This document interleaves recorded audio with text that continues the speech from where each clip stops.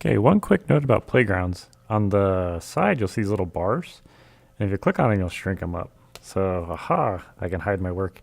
So hopefully you filled these out correctly. But yeah, basically we have our classes, and inside of it, I'll show you the shell. You should have your variables at the top. My type, I'm just gonna do is empty. Um, but yep, you have your self.type, self.issoft. Make sure you have the inits, then you have the prints. So yep. So if all yours are filled out correctly, it'll come out good in the end. So you have your class of meat, your class of vegetable, and your class of cheese. Now let's create the taco class. So the taco doesn't have ints and doubles and floats. It has objects. So let's go ahead and begin by creating our class. So our class is a taco. And it needs a cheese. So I'll say cheese is of type cheese. Optional. Well, actually, I won't make it optional. We'll get some errors for a little bit.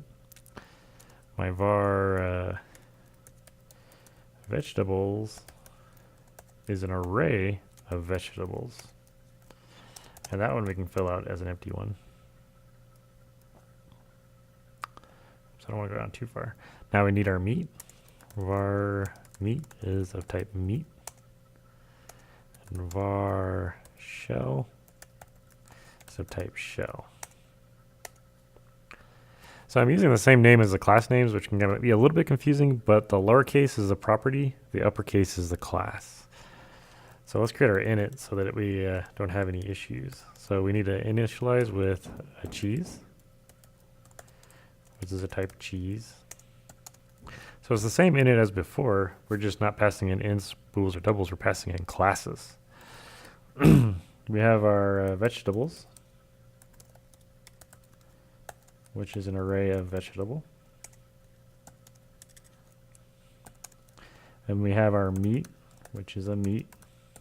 And we have our shell, which is a shell. And then in our init, we got to set all our self stuff. So self.cheese is equal to cheese. Self.meat equal to meat. Self.vegetables is equal to vegetables. And self.shell is equal to shell. All right, so we initialized our taco. All is well. So it's the exact same kind of init, but you notice the parameters we're passing in are entire objects. So that's one kind of key difference from what we've done in the past. So if we looked at our shell, we were passing in strings, ints, and bools. Now we're passing in a cheese object, or an array of vegetables, or a meat object. So yeah, that's a big thing. And then there's one other thing we've got to do, print all stats. And this is a really cool one. So I'm going to do a func print all stats. And what I'm going to do is I'm going to use the power of my objects. So each of my objects has a print method in it. So I'm going to do, we'll start with a shell. So self.shell dot print stats. So that's going to do the print statement that I created in my shell. Then I'll do the meat, self.meat dot print stats. Self dot, oh, we got to loop through our vegetables. So for veg in vegetables. So this is going to go through our vegetables array. For each one, we're going to do our veggie dot print stats. And then finally our cheese, self.cheese dot print stats. So it's kind of a powerful thing. Like we had those prints and all those objects, and now we're using them inside of our big object, our parent object. So this taco contains the shell, the meat, the cheese, and all the vegetables. And yeah, again, we'll go over it real quick. So you notice all our vars are objects.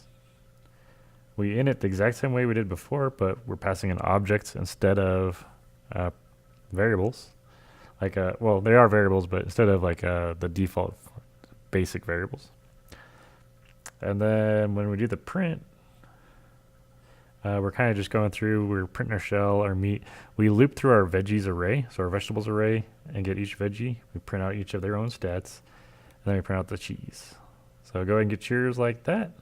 And the next one, we're going to start creating the taco. So to instantiate it, one key thing you're going to notice is we're going to have to create all our subparts before we create the big taco. So you have to build the cow before you can build the taco.